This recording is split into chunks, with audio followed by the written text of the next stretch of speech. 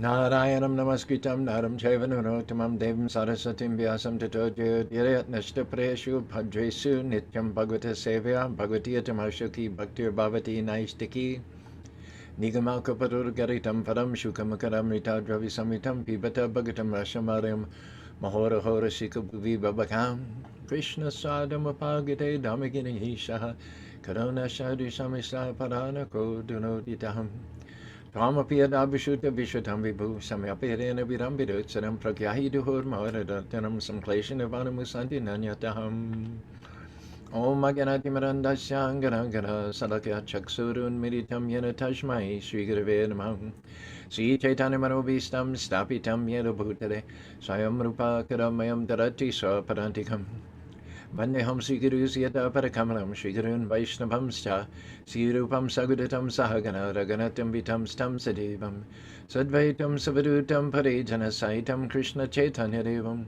Sri Radha Krishna Padan Sahagana Ladita Shivishikan Vitam Stam Nama Om Vishnu Padaya Krishna Pasaya Bhutare Shrimati Bhakti Vedanta Swami Thiramani Namaste Saraswati Devi Gauravani Pacharini Nirvishesa Sunyavadi Vaskata Desara Sri Krishna Chaitanya Prabhu Nityananda Sri Advaita Gadadhar Sri Vasari Gaur Bhaktivinoda Hare Krishna Krishna Krishna Hare Hare Hare Rama Rama Rama Hare Hare. Good morning. Wisdom Wednesday, and you can see I'm tentatively trying the virtual background here with our lake, Kusham Sarovar Lake and temple in the background, but I have to be careful not to make any sudden movements, otherwise whole parts of my anatomy will disappear. And I want you to promise not to take screenshots of my headless corpse and post them in the humor section of Facebook, okay? Only under that condition will I continue to use the virtual background. You need enough light streaming from the window in order to support the virtual background. And it looked like we were getting there at one point, but then we had daylight savings time, which meant that it takes longer for the light to appear in the morning. It lasts longer at night, but it takes longer to appear in the morning. But now we're inching back to that point where at least I'm going to try it. If it becomes too distracting, if I can't even see my right or left arm or my head during the course of the presentation today, I'll just take the virtual background off. I'll take it away. Yesterday, the comments section sizzled and crackled like a fire, which was appropriate because we're talking about the sacrificial fire, the fire of knowledge burning to ashes all of our sinful reactions. We had Anjali on board, and the comments spiraled into the stratosphere. I don't know how many we had, but there were quite a large number of comments. And by the time I get done responding to you, that doubles. So 70 comments becomes 140, 30 comments becomes 60. You get the idea. Bobby says she loves the background. She's responsible for it. She's the designer of that temple. And I recall when we were first building the temple, the fire department required that we have 200,000 gallons of water on hand in case of a fire. There isn't a single combustible element in the building, but nevertheless we had to be able to put out a fire which would never start.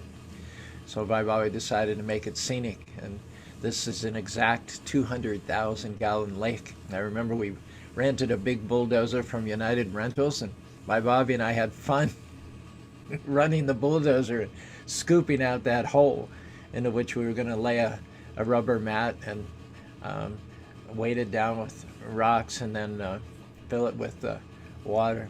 We weren't able to do the finer, more detailed contouring with the bulldozer, but we gouged out a big hole and then turned it over to the experts to finish it off. Good morning, Anjali. I was just telling everybody how the comment section yesterday was sizzling and crackling like that sacrificial fire to which we're alluding, which burns up all the reactions of our sinful activities. So thanks very much for jumping on board again. Wisdom Wednesday. Good morning, Bear Montes. I hope I'm pronouncing that right. B-E-R-E. Sundari Priya is here, as I mentioned. Bobby's on board also. Malini Preeti, always a pleasure. There's no smiling face like the smiling face of Malini Preeti. Susukam Kartamabhyam said in the 9th chapter of the Bhagavad Gita that devotional service is joyfully performed. And in no other face do I see that more evident than the face of Malini Preeti over there in Malaysia, distributing books and prasadam to all the conditioned souls. Gauri Dasi, thank you very much for joining us as well. Radhe Shyam Prabhu. Natasha, aren't you becoming a regular? Feel free, along with any comments or questions you have about the subject matter of our discussion, to just tell us a little bit about yourself. We're kind of a community. We get together every day, and the more we know about each other, the more, I think, relishable the whole experience will be. This is the third visitation of the pilgrimage for crows' births, which is found in the 5th chapter, the first canto of the Srimad Bhagavatam. It's actually the 10th verse. Na yad vichashtitab hare sho jagat pavitam bhagiri tadvayasham tutu vashanti naja nayataham shah iramanti ashikshayaha. Those words which do not describe the glories of the Lord, who alone can sanctify the atmosphere of the whole universe, are considered by saintly persons to be like unto a place of pilgrimage for crows. Since the all-perfect persons are inhabitants of the transcendental abode, they do not derive any pleasure there. Yesterday we talked about this 15th verse in the 3rd chapter of the Bhagavad Gita. Karma Brahmavan Vidi Brahmakshara Saman Tajmad Yaga Gatam Brahma Nityage Pratishtatam. Says that in the Vedas there are various regulated activities. We're not prohibited from eating, sleeping, having a family, having a spouse. We're not prohibited from any of those normal domestic activities and endeavors, but it is recommended we do them under regulation, because ultimately we're going to have to leave this body, leave this world, leave this family, leave this country, and we want to do it in the interests of going to the next level, of elevating the spirit to the spiritual kingdom. And you can't do that if you're overly attached to the gross, dull stuff of matter. And so therefore all activities are regulated in the Vedas, and those Vedas themselves are directly manifest. Vedas Jasarvaham Veda Vedanta Krideva Vedeva Chaham. They're directly manifest from the Supreme Personality of Godhead. In the beginning, when Lord Brahma created this universe, Tene Brahma Vida Ya Adikavayamade Sarevam, Krishna imparted the knowledge of all the Vedas into Brahma through the heart. Therefore, it is said that those regulations are the stepping stones. They're the gateway, the pathway to transcendence, to ultimate liberation of the soul from the bondage of birth, death, disease, and old age.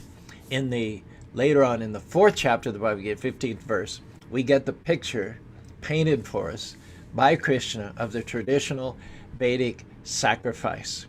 Brahmarpanam, Brahmahavir, Brahmagna, Brahmana, Brahmayavatena Gantabhyam, Brahma Karma Samadhina. Let me see if I can pull up this picture. It's not a very well-defined picture, but it gives you an idea of the scope of the Vedic sacrifices of former ages. Can you see that okay?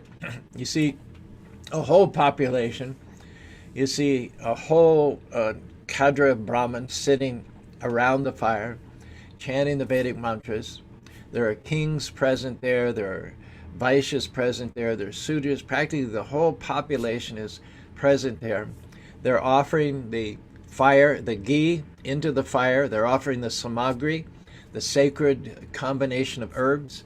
They're chanting. They're offering their learned pronunciation of the Vedic hymns, all for the satisfaction of Vishnu. And then you see showing up for Shiva, Ganesh, Lakshmi, Saraswati, Lord Vishnu, and primarily Lord Krishna there, in order to receive the results, the oblations of the sacrifices. And in these gorgeous, elaborate Vedic sacrifices, which were performed primarily in the Treta Yuga, everybody would get the darshan of the Lord, and everybody would get liberated en masse. Well, that's what's described here by Krishna in the Bhagavad Gita. It's a traditional Vedic sacrifice. Brahmarpanam, Brahmahavir, Brahmarpanam. Brahmarpanam means, it refers to the ingredients that go into the sacrifice. I mentioned samagri, the auspicious herbs. Havir comes from the word hoot, which means to pour. purified butter, ghee, is poured onto the sacrifice along with the samagri. Then the chants culminate in Shaha-a. Shaha is a Vedic syllable which means let it be consumed. Lord, we're offering these auspicious herbs in combination with the clarified butter, and we're asking that as these herbs are transformed into something more sublime, more subtle, and rise up through the atmosphere, that you accept this, that you find these offerings acceptable. Brahmagno brahmanahutam, brahmanahutam, brahmaivatenta gavyam. It's very important that the offerings and the paraphernalia be performed by those who are brahmatena gantavyam, those who are absorbed in consciousness of spirit. And then if the ingredients, if the clarified butter, if the fire, if the Brahmin priests, if the performers and the yajamanas, the sponsors, those who paid the bills for the sacrifice, are all performing this yajna concertedly for the single purpose of satisfying the Lord of Lords. Aham sarvasya prabhavo matasarvar pravartitem. Krishna is the king, the Lord of all the demigods. He's the one whose lotus feet they aspire for. It says, Tashmin tushti kimapyapyam. Attaining the pleasure, getting the benign, smiling glance of the Lord upon you. Tashmin tushtim kimapyapam. Jagatim Ishvara. There's nothing you can't accomplish. It was by pleasing the Lord that Indra became the king of the heavenly planets. It was by pleasing the Lord that Kuvera became the treasure of the demigod. It was by pleasing the Lord that Lord Brahma was empowered to create the entire universe. The question is asked, what can not be accomplished by pleasing the Lord? And nobody's more well aware of this fact than the demigods themselves. So they line up. They're eager. They jostle each other to get into line to do some sort of service to the Lord. They've already been blessed, favored beyond their wildest imaginations. When you get luck out to that extent, you don't walk away. You want more and more and more and more of the same. So when the demigods themselves have as their highest priority to some or other get the pleasing glance of the Lord on them, how can we worship the demigods? They themselves are eager, enthusiastic to get the favor of the Lord himself. So when everybody who's involved in the sacrifice, the sponsors, the performers, the Brahmins, as well as the fire and the ghee and the samagri, the auspicious herbs, all of it originally comes from Krishna. Aham sarvasya prabhava. He says, Matam sarvam pravartate. I am the source of everything. Everything material and spiritual originates, it emanates from me. Therefore, intrinsically and originally, everything is spirit. As we said yesterday, matter only arises when we take spirit, which belongs to God, which emanates from God, which is subordinate to God, which is under the control of God. We, little puffed up, egotistical, little tiny sparks, parts and parcels of God, claim God's property as our own. Whatever of God's property we claim as our own in the mentality of thieves and criminals, then it becomes material. Otherwise, it's not in and of itself material. Nothing is in and of itself material. We are not in and of ourselves material. But when we misuse our tiny little independence and our little free will to try to shunt off to one side God's property, God's energy, and misuse it for our own egotistical, self-centered, tiny ant-like purposes, that's when the whole concept of matter arises. So matter is the contaminated, illicit use of God's spiritual energy. Are you getting the idea? Is that right, Lakshmi? Am I right or wrong? Thanks for joining us. We missed you on Monday and Tuesday. Yeah, I know. Yay. Thank you. Yeah, as far as you being right on. So I showed you a picture of that elaborate sacrifice. Did you see that? before you came on? No, I Anyway, did not. yeah, I had a picture on the screen of a huge, elaborate sacrifice, the result of which in previous ages, particularly the Treta Yuga age, the Lord with all the demigods would appear. It was an incredible spectacle, and everybody became swept up in the glory and the wonder and the spirituality of it. All their sins were burned away.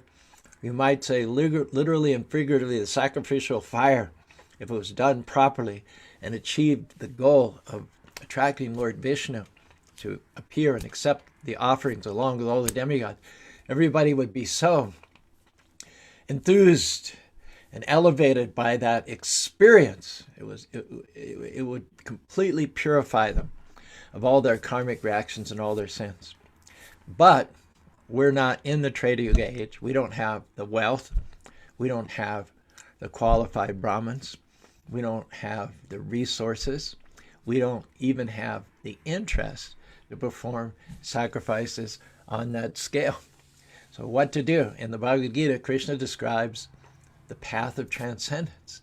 And we don't seem to be at a point in this current Kali Yuga where we can rise up to that level of execution. So what to do? Krishna, as always, is there with the answer in the 37th verse of the 4th chapter of the Bhagavad Gita. Yate damshi samidagir bhasmasat kurutarjuna gyanagni sarvakamani bhasmat. In the past ages, there was a big fire, there was Brahmins. So we need a fire. You can't have a sacrifice without a fire. It's just not a sacrifice without a fire. So where's the fire? Where's the ghee? Where's the samagri? Where's the priest? Where's the money to buy all the give? The fire, all the fire that we require in this godless age of quarrel and hypocrisy is knowledge. We just need to know that Krishna is the owner, the proprietor, and the well-wishing friend, as well as the Bhaktaram Yagatapasham. Krishna is the only enjoyer of sacrifices. Bhaktaram Yagya is the Sanskrit word for sacrifice. Bhaktaram means enjoyer. Krishna is saying to Arjuna, know three things. This knowledge will in and of itself be the fire which will make of each and every one of your activities throughout the day a sacrifice. Your life itself, every minute, will be a sacrifice. If you live it, consumed with this knowledge, Bhaktaram Yagatapasham, that Krishna is the enjoyer of the sacrifices, Sarvaloka Maheshwaram, he is the owner and the proprietor of everything there is, and Suridam Sarvabhutaram, he is your best friend. He invites you to his eternal abode far beyond this material world where life is eternal, full of bliss and knowledge. And to the end of getting you there, he expands himself into your heart. And though you have had multifarious incarnations, perhaps in the hundreds or thousands or tens of thousands of previous incarnations embodied amongst the 8,400,000 species of life, Krishna has never abandoned you. He's never cut you off. You might have been a mole living underground. You might have been a worm. You might have been a germ. You might have been a coronavirus germ. But Krishna never got so disgusted. He never got so put off by how low you fell that he ever even considered cutting you off or abandoning you. He has faithfully stuck with you through thick and thin. And he's here. He's there even now. That should you decide to take our words of advice and chant and turn your attention back to him after such a long hiatus. Hare Krishna, Krishna Krishna, Hare Hare, Hare Rama, Rama Rama, Hare Hare. And recognize that you can never really turn away from Krishna. You can never really get out of Krishna consciousness, either directly or indirectly. Everything we see, everything we think, everything, everyone, and everything with whom we interact, this world that we live in, it is all nothing but the expansion of Krishna's energies. Ekadesha stitashana nirjochna vishana parasha brahmana shaktish tatetim akalam jaga. Fire may be localized in some distant place, but at the same time we say the fire is with me. because I feel the nice heat and light. So because of the diffusion of its energies, the fire and its energies are considered non-different. So the Lord has supported us. He's befriended us. He's accompanied us. Upadasht anamantacha bharta bhoktamesh paramati chapi. Chapi means you're not alone.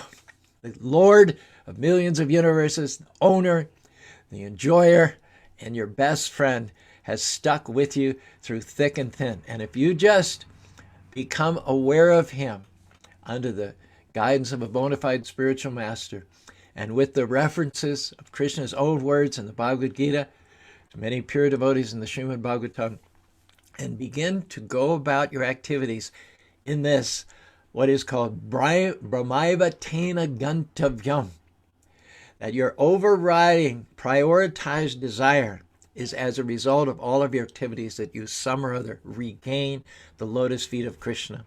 That will automatically consecrate each and every one of your activities, every word, every meal, every relationship, every breath, every minute of every day. You will be a living, breathing sacrifice. Once again, here's the verse. Yate damshi shamidagir bhashmasat kurute jani gyanagni sarvakamani bhashmasat kurute yata. Here's the translation. As the blazing fire turns firewood to ashes, O Arjuna, so does the fire of knowledge burn to ashes all reactions to material activities. Any comments? Subhadra is on board with a hearty Hare Krishna. Bhakti Gary offers our obeisances and glories to Prabhupada. Prashant is with us today. It is a 5-star day with Prashant, Anjali, the comment queen, and Lakshmi, the kirtan king. We are ending our week with a bang. We started at Monday like a mouse squeaking, and we're exiting on Wisdom Wednesday like a lion with a roar. Lakshmi, Anjali, and Prashant, all our heavy hitters are here. We've got William also with his wife Ali on the big screen. Divya Joshi is there as well. Bhakti Gary again, as I said. Do write comments. Try to follow in the footsteps of Anjali. Dharma Bhavana, thank you for joining us. Dharma Bhavana, Krishna Premavati, Bhakti Koti, Hari Hari Bo. Who else? Malini, as I said, from Malaysia. Goradasi is still with us. Bear Sarabi, thank you. Sarabi. Sarabi is an occasional visitor in our Zoom calls on Sunday. And Natasha is becoming a regular as well. Do comment so we know we're out there, so we know you're out there. And we just make this a whole exciting cauldron of Krishna Katha, a seething ocean of topics and give and take about the Supreme Personality of Godhead Krishna. You want to insert anything, Lakshmi, before I continue here? Yeah, I was thinking about what you were saying about the sacrifices and how the sacrifices were, just gala events and how, the Supreme Lord Vishnu would come and the demigods would be there and they would take part of Vishnu's remnants, etc. And then, and then you said, well, it's not Treta Yuga, but we do have the good fortune of Krishna Varnam Tvisha Krishna Sango Pagastra Parshadam Jagnai Sankirtanai Prayer Yajantihi Sumedasaha. We do have that sacrifice that is for our benefit, and it's equally as enjoyable, as enjoyable in the sense that when we have a kirtan together, even in Zoom, we have a kirtan. If we absorb ourselves in the kirtan, it's a joyous event, and we can feel each other's presence. Like I do it every morning, and there's 30, 40 people that come on, and you feel that presence. So even though we're in Kali Yuga, we still have the ability to perform yagya, the Yuga Dharma, the yagya of the age, which is Sankirtan, Harinam Sankirtan, and experience that joy. Accessible to every man, woman, and child, whether you know how to chant the Vedic mantras or not, whether you have $1 million in the bank or whether you owe money, whether you're a man or a woman, whether you're highborn or lowborn, aristocratic or common, whether you're a child or oldster, doesn't matter. Anybody can immerse themselves in the fire. Anyone could perform a yajna through transcendental knowledge, which is cultivated by serving the spiritual master and studying the Bhagavad Gita, associating with devotees, taking prasadam. Here in the 19th verse, the fourth chapter tells us all about third and fourth chapter, starts in the third chapter, and then it kind of brings it all together in the fourth chapter, the whole concept of yajna.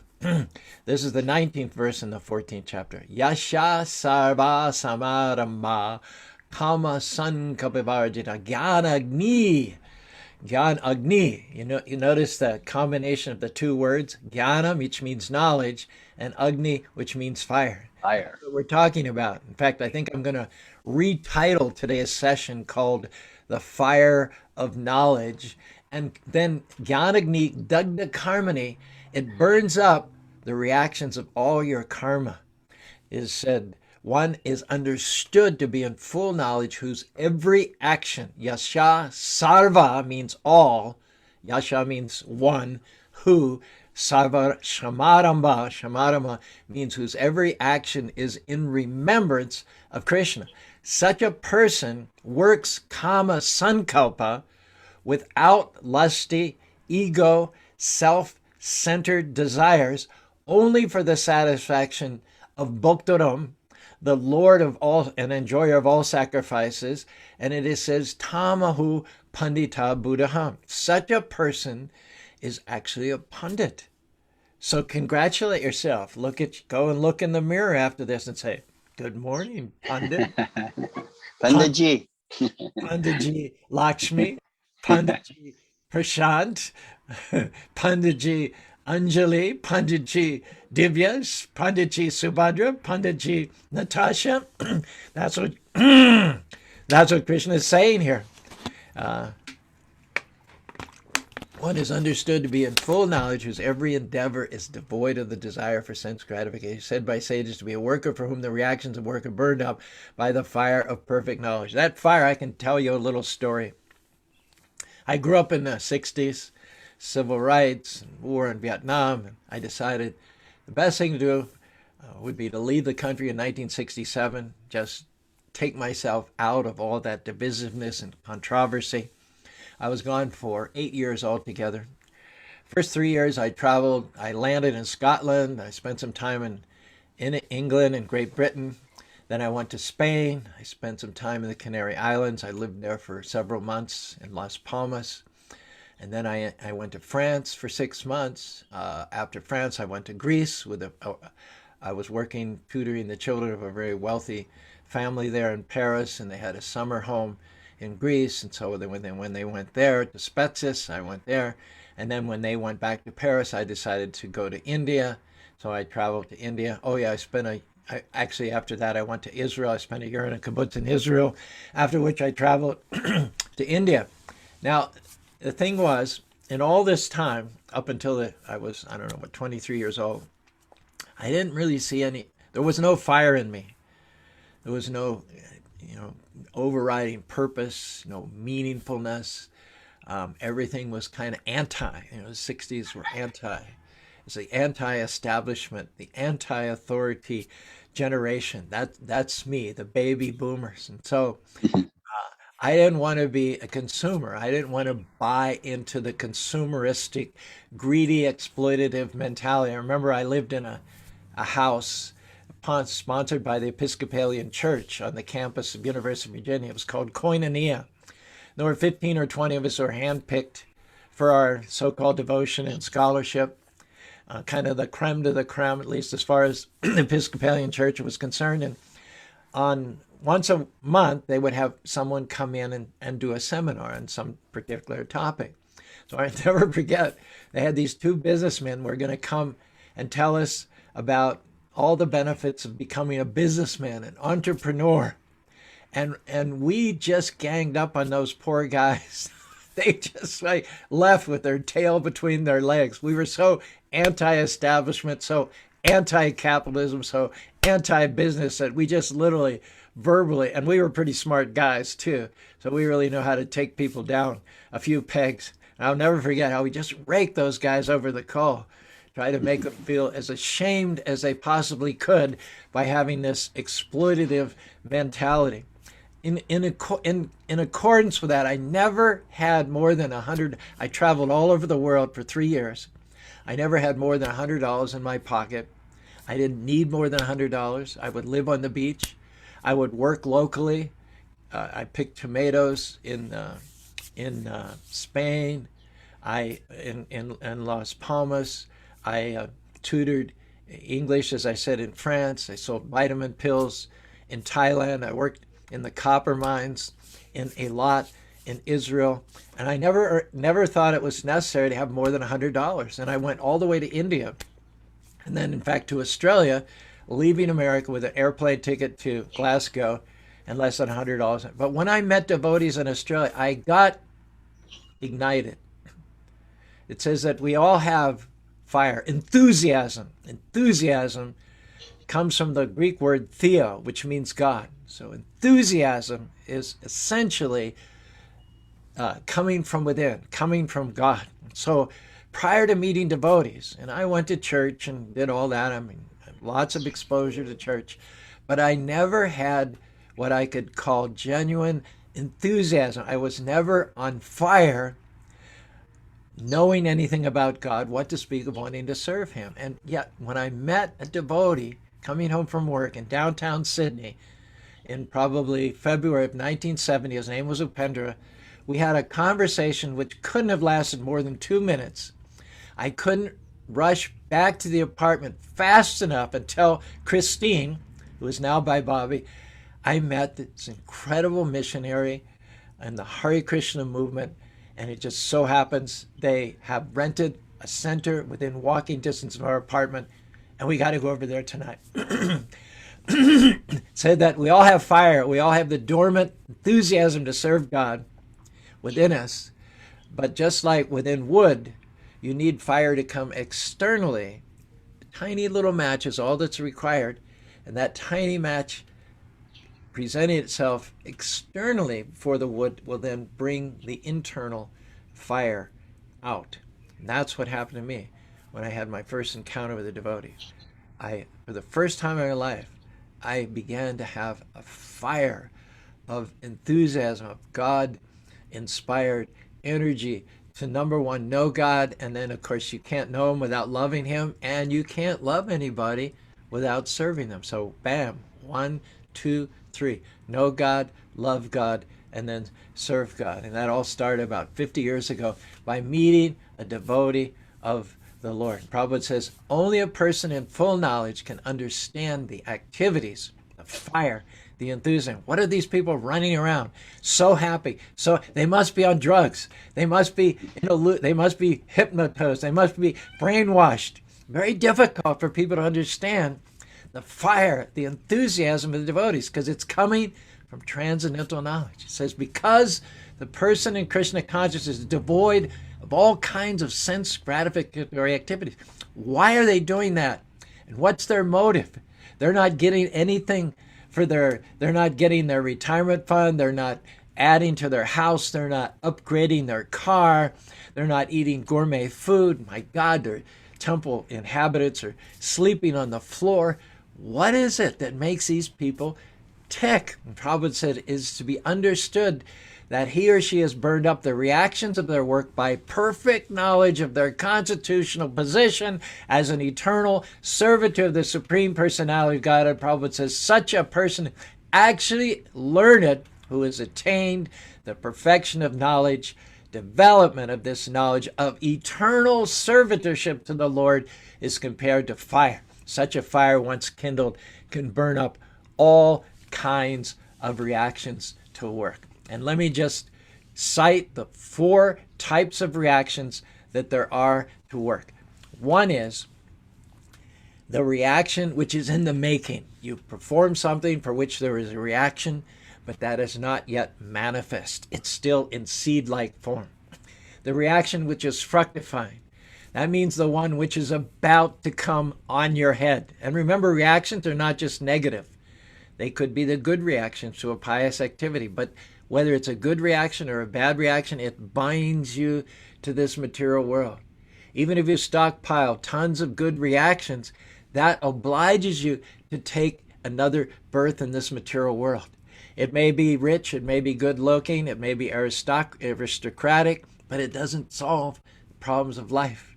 Do you think it's more pleasant to be in the womb of a lady who's worth millions of dollars than in a womb of a cleaning woman? I don't think so. Do you think it's more pleasurable to die as a multimillionaire than it is as a street sweeper? I don't think so. I think the multimillionaire who dies, in fact, feels more agony, more pain, because he's leaving more behind. He's got more attachments. So the fire of knowledge burns up the seeds, the reactions in seed-like form, the reactions which are fructifying, the reactions which are already achieved. We're all at the present moment experiencing the mixed good and bad reactions to our previous activities, and then reaction a priority. There are those reactions which are going to come from actions that we have not yet performed. So these, all four types, some of them pleasant, some of them unpleasant, are burned up by the fire of knowledge that I am Jivara Sharupahai, Nitya Krishna Das. I am the eternal servant of Krishna. So by all means and in all circumstance and at every moment, try to cultivate the knowledge that I am an atom at the lotus feet of Krishna. After that rant, you want to throw down, Lakshmi? And Rob, we want you to say something at this point, my man. Yeah, let Rob share his realizations. Rob is, I think a good word for Rob is pithy. He's short and to the point. Yes. It's working with the land makes you like that. Yep. Good morning, Prabhuji. Speaking of working with the land, that's what I've kind of been doing this morning. So I haven't been able to take my notes that I've been trying to do. But yeah, we talked about seeds in various stages, seeds planted, seeds germinated, seeds fructified, seeds sprouting. That you should be able to relate to. Yes. And what I really took away from that is Krishna's always there to care for those seeds when those seeds are ready to sprout, when they're ready to fruit, when they're ready to grow. He's there to nurture them along. It is our responsibility to turn to him in order for that to happen. He doesn't ever turn his back on us. It's only us that turn on him. And so by turning back to him, we can receive that nurturing love from him. And in the process of that, we can also begin to burn away our karmic acquisitions. And whether it's in the mode of ignorance or passion or goodness, and that only happens by turning to him. And I think Rob's a perfect example as an agriculturalist of what we're talking about. We don't have to give up our activities. We don't have to make any drastic changes in our lives. We can make of our life a sacrifice. We can be enthused and consumed by the fire of, Anjali throws in here, know God, love God, serve God. We can characterize our life by those three overriding principles, know God, love God, and serve God, not by changing what we're doing. If you're married, stay married. If you're a father, stay a father. If you're a farmer, stay a father. Look at how nicely the examples we just gave about the seeds of karmic reaction apply in the life and occupation of someone like Rob. He does that every day. He's dealing with seeds in either one of those different 4 stages of development. And let me ask you, are we all not farmers in life? Every choice we make, every action we perform, we're planting a seed, which is going to give us a good or a bad reaction. But there's another kind of seed which is going to burn up the results of both good and bad reactions, and that's the bhakti lata bish. When we step into an all together different category of activities and make Krishna the beneficiary, Krishna the enjoyer, that seed which we plant ends up eradicating all the other good and bad reactions which bind us to this material world. Now your turn, Lakshmi. Yeah, I was thinking of two things. The first thing was that know God, from the Goswami's perspective, it's know God, serve God, love God, or sambandha abideya prayojan. That's the system. That's our yoga system. You know, the knowledge, the process, and then the goal. So that was the first thing I was thinking of. And the second thing was, you know, when you were relaying your story about your travels, and you know, you didn't have the enthusiasm because the param drishtva nivartate wasn't there. And we can do, you know, there are many young people. I also traveled a little bit when I was younger.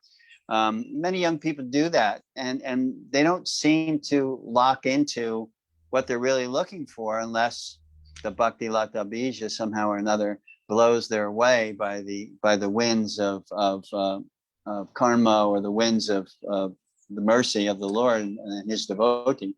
So it's this param drishtva nivarte, it's the higher taste that transforms our life.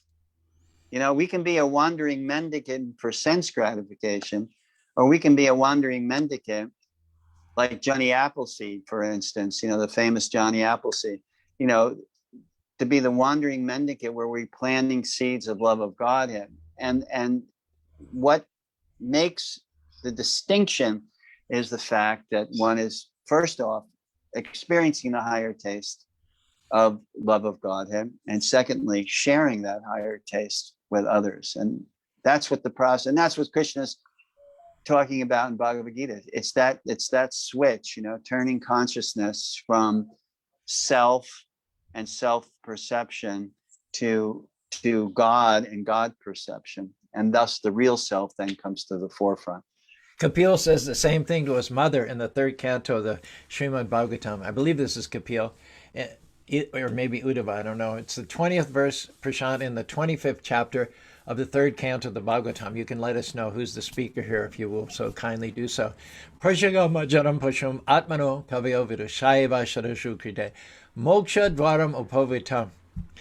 He says everybody knows that attachment for matter, that's a given. Attachment for matter is the greatest entanglement of the spirit soul. It's our attachment for dark, dull, inert, lifeless matter that drags us down, that eclipses our true spiritual nature and keeps us earthbound. We're like a bird whose wings have been clipped on this material plane with our material entanglements. But that same attachment, but the fact is that we are dependent. We're not independent living beings. We have to have sorts of dependency. So the very means of our bondage, our dependence, and our attachment for matter, if we simply transfer the quality of the attachment to the lotus feet of Krishna, we can go on with our very same activities. Those businessmen can continue making money. The mother can continue nourishing and raising her children. The poet can continue writing his poetry. The mechanic can continue to fix cars.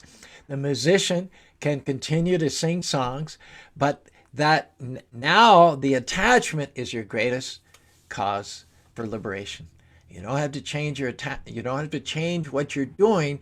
You have to change why you're doing it, the conditions you're doing it, and you have to change the quality of your attachments.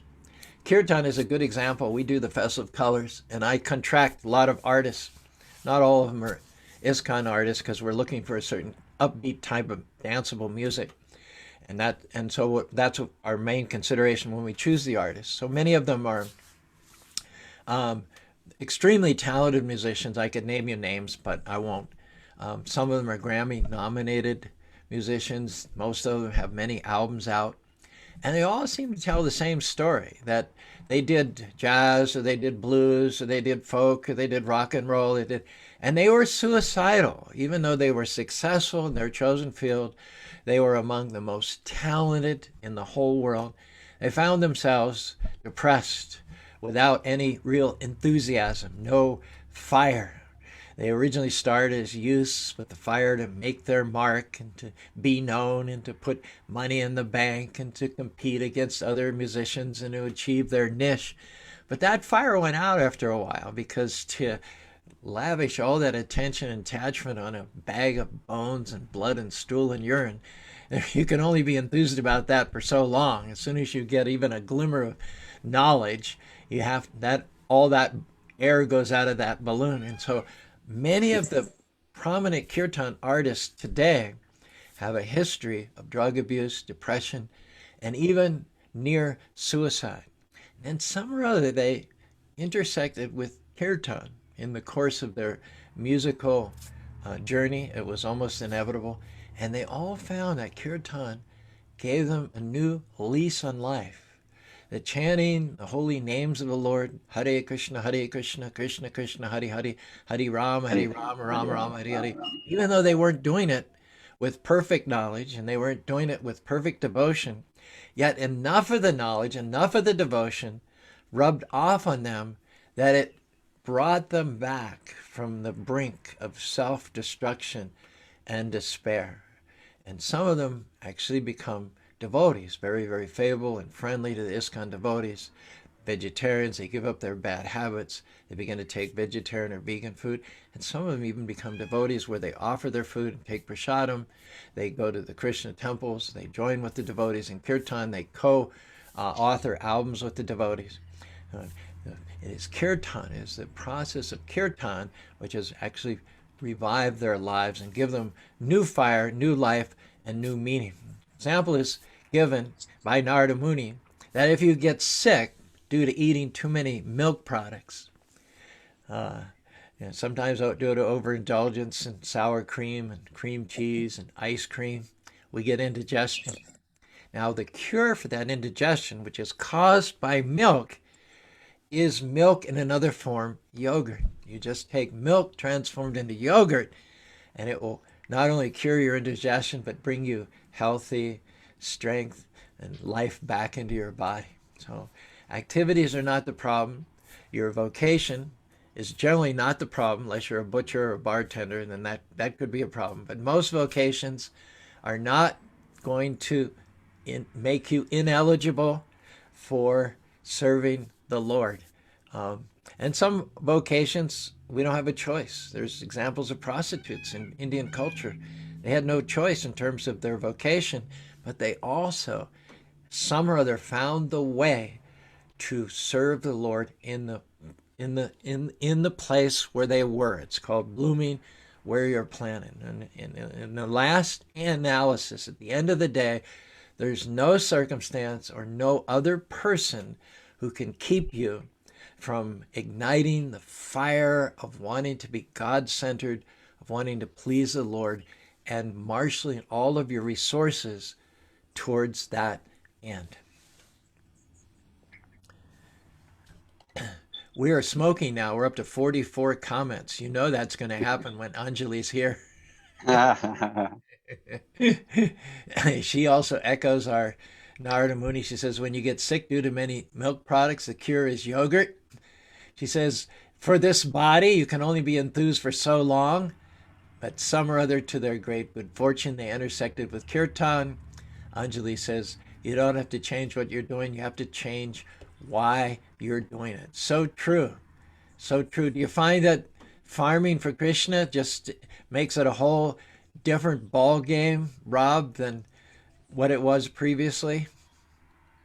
Yeah, in definitely in ways. I mean, I got into it because I wanted to heal the earth and I wanted to improve on the agricultural systems and provide wholesome and nutritious food. So I was already in a pretty good mind state when I started, but it's definitely improved even more when I think of it as growing it for Krishna, as offerings to Krishna, and as doing him a service to his creation. I should take a picture. I think on Monday I'll have a picture. But we've been growing lettuce and spinach in the greenhouse during the winter, and the first batch of it was brought up for the salad bar. Oh my gosh, the tender green lettuce shoots that you grew in Krishna's greenhouse and then brought up and offered to Krishna and put on Krishna's buffet. Mm-mm. We just we just took a few leaves, Sri Vishnu them, and tasted them, and they were like so tender, so sweet, almost like candy. So it's appropriate now that the weather is getting warmer, daylight savings time. We even have enough light to sort of put our virtual background here behind us without too many disastrous, crazy effects. So we're in the cusp from a seasonal point of view of having every day tender, beautiful, luscious, delicious lettuce and spinach from the greenhouse to offer to Krishna and to put on the buffet and share with the people that come. Soon it will be time to take the seedlings from the greenhouse and put them outside. In Utah, generally the frost date is May 17th, but I think it's been warm. I mean, we haven't had below freezing temperatures even now for a long time. I think we're going to probably venture to put those seedlings out much sooner than May 17th. And we'll look forward to bounteous, mind-blowing harvests of kinds of melons, and peppers, flowers for offering to the deity, zucchini, tomatoes, etc., etc., etc., etc. We are all of us. You may have a plot, you may be growing literally fruits and vegetables and grains and flowers for the Lord. But if that's not the case, if you live in an apartment and you don't have any land, you are still a gardener for Krishna. Every decision that you make, you're sowing a seed. Our encouragement is sow the seeds of bhakti. Interest yourself in cultivating only one seed, the fruit of which will destroy all those things which bring you back to birth, death, disease, and old age in this material world. Exclusively prioritize your planting, weeding, gardening, protecting, watering, germinating, fructifying, and creating exclusively the bhakti lata bees. There's only one seed with which we need be concerned, and that's the seed of devotion within the heart. And thank God I met a representative of His Divine Grace, A.C. Bhaktivedanta Swami Prabhupada, 50 years ago on a crowded street in Melbourne, Australia, and in a 2-minute conversation, he very powerfully and potently activated that seed of devotion in my heart. And from that moment on, I've been on fire with purpose, meaning, and enthusiasm. That's my, Yeah. I'll let you Yeah. decide whether I'm a liar or not. Yeah, I mean, that's, I mean, here, you just feel so connected when you grow things and then you offer them to the deities. We have kale, we have arugula, we have basil, we have 2 moringa trees, arnica, breadfruit, we have like all this stuff, oregano, all this stuff going. So it's what a feeling it is when you're in the kitchen, you're making an offering, you walk out, oh, I need some oregano for this preparation. You go out, you get some oregano, or I need some basil, or let's make an arugula salad or something like that. It's just that kind of connection. And you feel like this is the way life is supposed to be. As soon as you get into that. And I'm not, if it wasn't for my wife and her mother, they grew up on a farm. I grew up in Newark, New Jersey. Although my mother did grow some things there in the backyard, but it is such a sense of connectedness to do that, to have that at your disposal.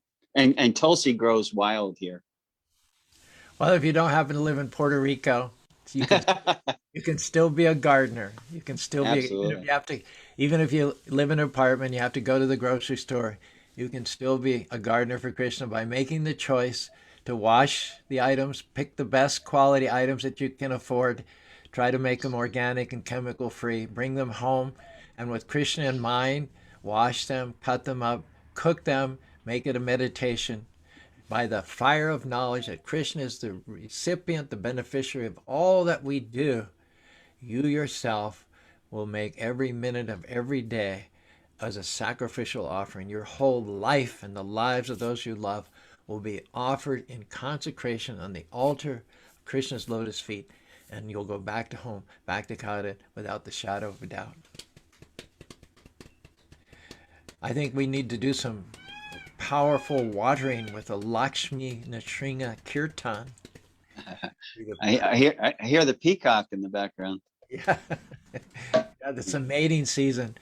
Ah. There was one class last week when you could almost not even hear what I said because there was 5 of them right outside the window.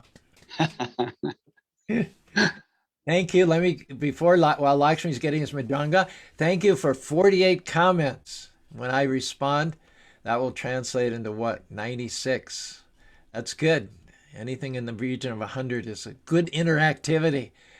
It stimulates the Facebook algorithms. Thanks, Prashant, for supplying us with the verse. William and Ali from Los Angeles. Anjali, our comment queen.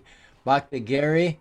And those who liked, we know you. If you liked, if you just intersected and listened and you didn't like, we are not going to know who you were. But William was there by Bobby. Anna Vyadangi from Reno. Thank you. Alona from Riverside, one of our favorite yoga teachers who work with the Festival of Colors. Manohar Das.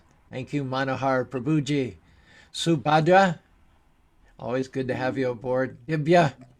Haribol Dibya. Dharma Bhavana. Jai Prabhu, please accept my humble obeisances. Bhakti Gary. Krishna Premavati Devi Dasi. Thanks so much for joining us. Bhakti Cody. High five. Anjali.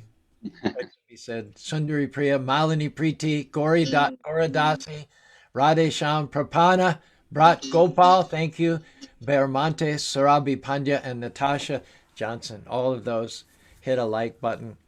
We encourage you to comment also. We'll answer. Maybe not right away because we have some duties in the kitchen and all we have to attend to, but we will definitely get back to you by the end of the day. This has been Wisdom Wednesday with Rob, Charudas, and Lakshmi, winding things up with a beautiful kirtan coming from fertile, tropical Puerto Rico.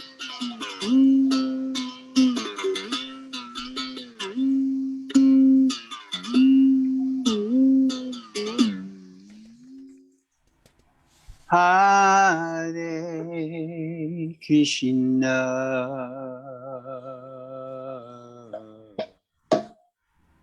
Hare Krishna,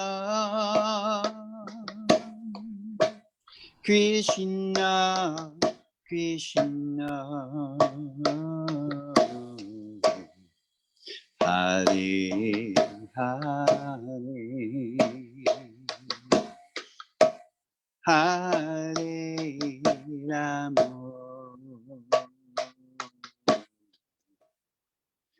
Hare Rama, Rama Rama, Hare Hare, Hare Krishna, Hare Krishna, Krishna Krishna, Hare Hare,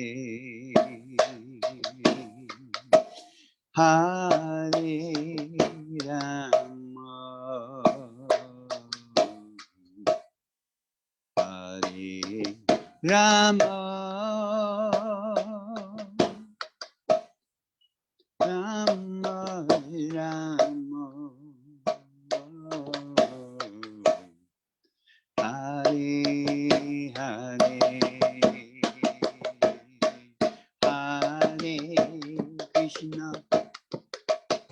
Hare Krishna, Krishna Krishna, Hare Hare,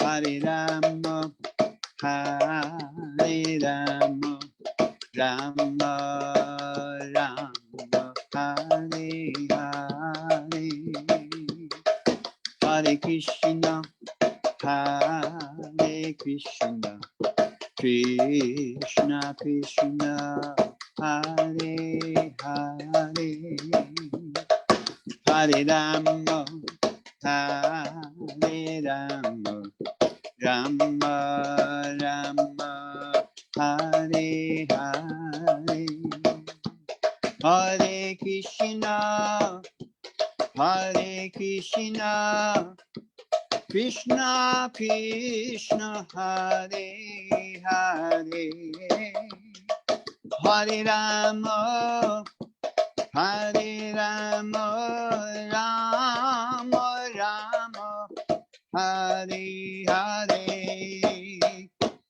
Hare Krishna, Hare Krishna, Krishna Krishna, Hare Hare, Hare Rama, Hare Rama, Rama Rama, Hare Hare, Hare Krishna, Hare Krishna, Krishna Krishna, Hare Hare, Hare Rama, Hare Rama, Rama Rama, Hare Hare, Hare Krishna, Krishna Krishna, Hare Hare, Hare Rama, Rama Rama, Hare Hare, Hare Krishna, Krishna Krishna, Hare Hare,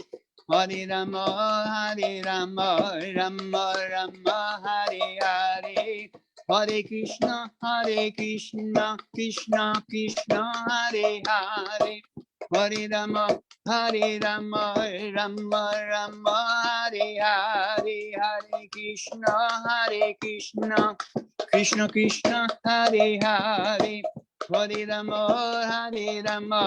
Rama Rama, Hare Hare, Hare Krishna, Krishna Krishna, Hare Hare, Hare Rama, Rama Rama, Hare Hare, Hare Krishna, Krishna Krishna, Hare Hare, Hare Rama, Rama Rama, Hare Hare, Hare Krishna, Krishna Krishna, Hare Hare, Hare Rama, Rama Rama, Hare Hare, Hare Krishna, Krishna Krishna, Hare Hare, Hare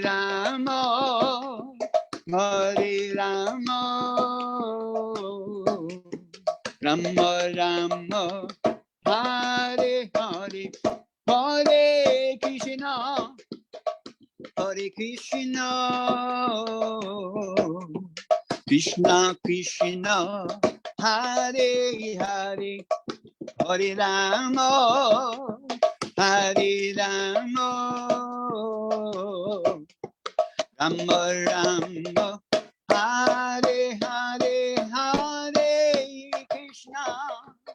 Hare Krishna, Krishna Krishna, Hare Hare, Hare Rama, Hare Rama, Rama Rama, Hare Hare, Hare Krishna, Krishna Krishna, Hari Hari, Hare Ramo, Hare Ramo, Ramo Ramo, Hare Hare.